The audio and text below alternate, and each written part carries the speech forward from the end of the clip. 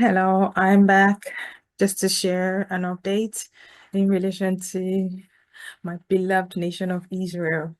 I thank God who has continued to preserve that great nation and given them victory after victory, miracle after miracle over all their known and unknown enemies. Perhaps you'll be wondering, why am I interested in Israel?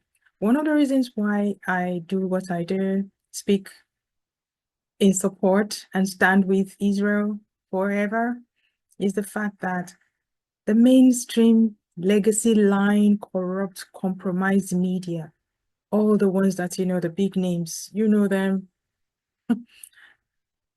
they never ever say the truth about Israel.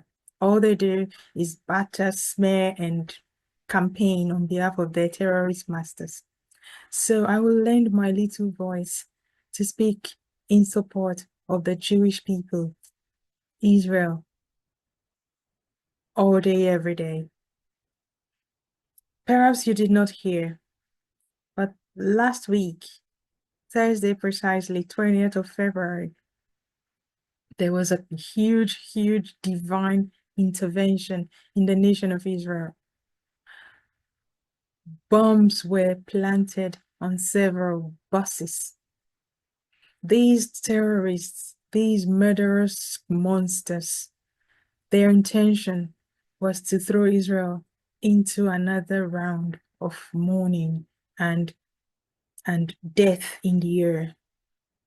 But the God Almighty, who neither sleeps nor slumbers, who has preserved and has continued to preserve and will continue to preserve that nation of Israel, stepped in. Those murderers, bomb devices, bombs were planted on buses. As at the time, 5 buses to be precise. Only God knows what they intended. However, around about 9 p.m., 3 buses exploded. 2 others were the bombs planted in them were successfully detonated, removed and damaged or destroyed, deactivated. One of the greatest of the miracles of those 3 buses that blew up was the fact that one of them had people in them. It was just the sheer miracle of one passenger, a lady, who saw the device and alerted the driver, who stopped the bus, evacuated the people, and everybody came out. Then the bus exploded. Imagine if you were one of those passengers. This has nothing but the hand of God written all over it. How, in God's name, did it happen that not one single Israeli was harmed?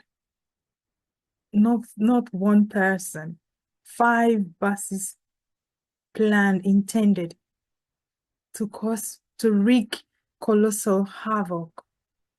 Imagine the loss of lives.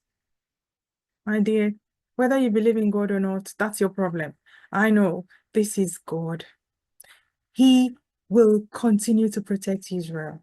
Yes, Israel has grown and built itself to become a really, really great nation, powerful nation, but it has God, God Almighty, working for, with, through Israel. Argue all you want, say all you want, that's your problem. Israel is God's nation, God's people. He will continue to protect them. Imagine all the nations that ganged up against them over the decades, and they're still there. Show me one other nation that would have survived. How many? The Jews are not even up to 16 or 17 million in the world. And in that tiny nation of Israel, they're not up to 10,000, 10 million, pardon me.